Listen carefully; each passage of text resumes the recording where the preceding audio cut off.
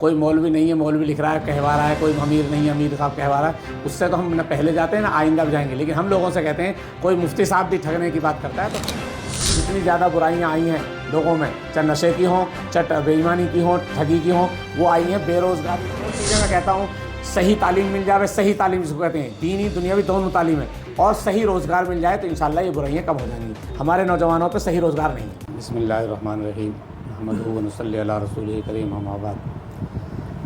देखिए, हर दौर में जो ठग होते हैं, बेईमान पाखंडी होते हैं, वो मुख्तलिफ़ तरीक़े से अपने अंदाज में लोगों को बेवकूफ़ बनाते हैं और लोगों को सब्ज़ बाग दिखाते हैं। अब से पहले भी 6-7 साल 8 साल पहले ट्रैक्टरों के ज़रिए से ठग के ले गया, और अब बाहर का आदमी और लोग लालच में आ जाते हैं। फिर टटलूबाजों के साथ सामने भी जो ठगी होती है वो भी लालच में। अब ये शादी ब्याह के नाम पर, गरीबों की शादी ब्याह के नाम पर कोई 1.5 लाख रुपए जमा करवा रहा है, कोई 2 करवा रहा है, कोई 4 करवा रहा है। जिन लोगों के पास में इतनी हैसियत है कि उनके पास 2 लाख 3 लाख 5 लाख हैं, तो उन्हें जमा करने की ज़रूरत नहीं थी। सही बात है कि वो लालच में आते हैं, और लालच सबसे बुरी चीज़ है। मेरा तो ये पैगाम है पूरी कौम को, पूरे इलाके को, तमाम मुसलमानों को, ख़ास कर कि किसी ठग वाले की ठगी में ना आए। जहेज़ के नाम पर, शादी के नाम पर जो ठग रहे हैं, जहेज़ इस्लाम एतबार से सही नहीं है। किसी की कोई मदद करनी है, करानी है, तो डायरेक्ट अपने आप करे। जो ये कमेटी बना ली या कोई बना, और मौलवियों का लिबास पहनकर लोग मौलवियों को बदनाम करते हैं। सैकुल नीमला के मुताल्लिक जो हमने कुछ सुना है वो मौलवी नहीं है, दूसरे लोगों के मुताल्लिक सुना है वो मौलवी नहीं है। हाफ़िज़ जी, मियाँ जी अदना लोग हैं, लेकिन लोगों को एतमाद दिलाने के कोई मौलवी बन रहा है, कोई बड़ा मदरसे का ज़िम्मेदार बन रहा है, कोई कुछ बन रहा है। ये सब ठग हैं। ये जो पकड़े जा रहे हैं ये इनके साथ जो लोग और हैं वो, और जो कोई नया हथकंडा अपना रहा हो, मेरा सबसे कहना ये है कि इन सब से बच के रहें, दूर रहें, और ऐसे लोगों के खिलाफ पूरी तरीक़े से आवाज़ उठाई जाए, लोगों को बेदार किया जाए, जागरूकता की जाए।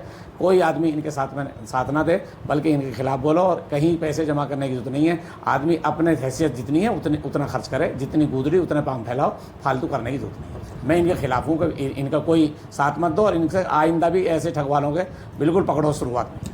मुफ्ती साहब, लोग आपको सुनते हैं मेवात के अंदर, लोगों का कहना है कि एक आदमी मीडिया में आके बार बार इस तरह की बात बोल रहा था।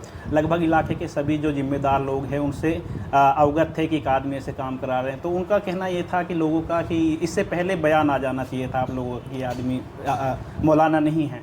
देखिए, बिला वक्त ज़रूरत, बिला उसके तो हम किसी को, कोई डॉक्टर नहीं है डॉक्टर लिख रहा है, कोई वकील नहीं है वकील लिख रहा है, कोई लीडर नहीं है चौधरी लिख रहा है, एमएलए लिख रहा है, उस बहस में हम नहीं जाते। कोई मौलवी नहीं है मौलवी लिख रहा है कहवा रहा है, कोई अमीर नहीं है अमीर साहब कहवा रहा है, उससे तो हम न पहले जाते हैं ना आइंदा भी जाएंगे। लेकिन हम लोगों से कहते हैं कोई मुफ्ती साहब भी ठगने की बात करता है तो उस ठगी में ना आए।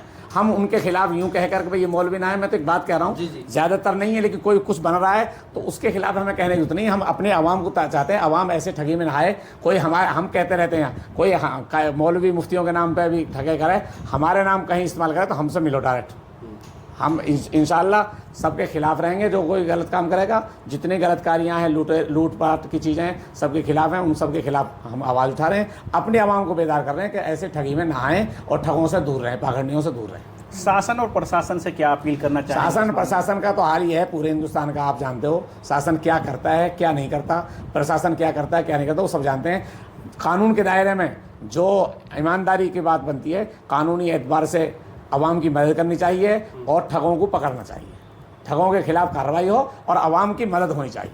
तो मेवातियों के लिए कोई लास्ट का? मेवातियों के लिए, पूरे मुसलमानों के लिए मेरा आखिरी पैगाम ये है, हर किस्म की ठगी से, धोखेधड़ी से, बेईमानी से अपने आप को बचाएं और अपने सीधे तौर पर अपने जायज़ तरीके से ज़िंदगी गुजारें, बेईमानी से, ठगी से बचें अपने आप। दहेज मेवात में एक कुफरता बनता जा रहा है, इसकी काफ़ी बुराइयां पहले से बताते आ रहे हैं, लोगों को इसके बारे में क्या कहेंगे? देखिए जी, जहेज़ के मुतालिक मुसलसल लोग उलमा भी कहते रहते हैं, अपने बयान में कहते रहते हैं, जुमे के खिताब में हम भी कहते रहते हैं, और दूसरे बड़े मौलवी साहब जो अपनी मस्जिदों में जुमा में कहते हैं, इसके मुतालिक कहते रहते हैं। लेकिन हमारी कौम के जहन में जो लालच है, लालच ऐसी बुरी बला है कि जहेज़ की लानत में डूबे हुए हैं। उसी वजह से ये भी नई नई स्कीमें पैदा हो रही हैं। जहेज़ शरीयत में जायज़ नहीं है, जिस तरह का जहेज़ दिलाया जा रहा है, नाम नमूद जायज़ नहीं है, शोहरत जायज़ नहीं। अपनी बेटी को कुछ देना है जायज़ तरीके से दो, खामोशी से मदद करो, किसी मजलूम की मदद करो, सही है। लेकिन ये ढोंगबाजियाँ जो हैं ये सब जायज़ नहीं।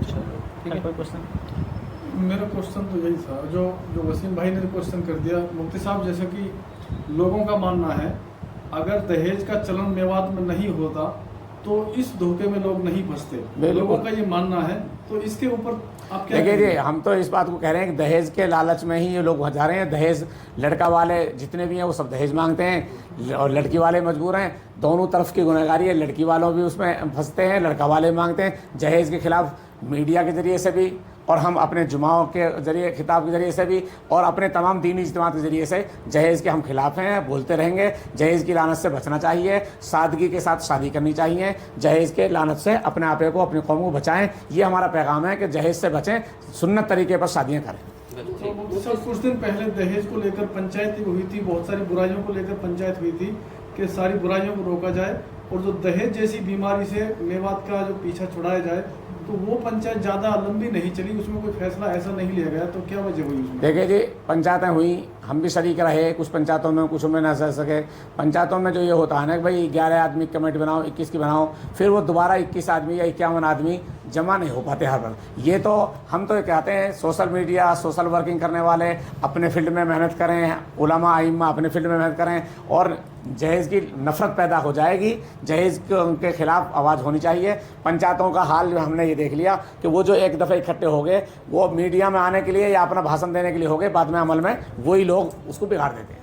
तो जैसा कि मुफ्ती साहब, और ये नशा जैसी बुराइयां जो हमारे मेवात तो में अलग बढ़ती जा रही है, इससे अलग हट के तो मुफ्ती साहब इसके बारे में क्या कहेंगे आप? देखिए जी, बुराई तो बुराई है, नशा की हो, जुआ सट्टे की हो, कोई और तरह तरह के नशे हों, इन सब के खिलाफ उलमा आइम्मा भी बोलते रहते हैं, सोशल वर्किंग वाले भी बोलते रहते हैं। हम सब इन बुराइयों के खिलाफ बोलते रहेंगे और बोलना चाहिए। सोशल वर्किंग को भी बोलना चाहिए, जिम्मेदारों को भी, और ख़ुसूसन अपने नौजवानों को रोज़गार देना चाहिए। मैं एक बात कहता हूँ, जितनी ज़्यादा बुराइयाँ आई हैं लोगों में, चाहे नशे की हों, चाहे बेईमानी की हों, ठगी की हों, वो आई हैं बेरोज़गारी से और अनपढ़ता से। दो चीज़ें मैं कहता हूँ, सही तालीम मिल जाए, सही तालीम जिसको कहते हैं, दीनी दुनियावी दोनों तालीम है, और सही रोज़गार मिल जाए तो इंशाल्लाह ये बुराइयाँ कम हो जाएंगी। हमारे नौजवानों पर सही रोज़गार नहीं है।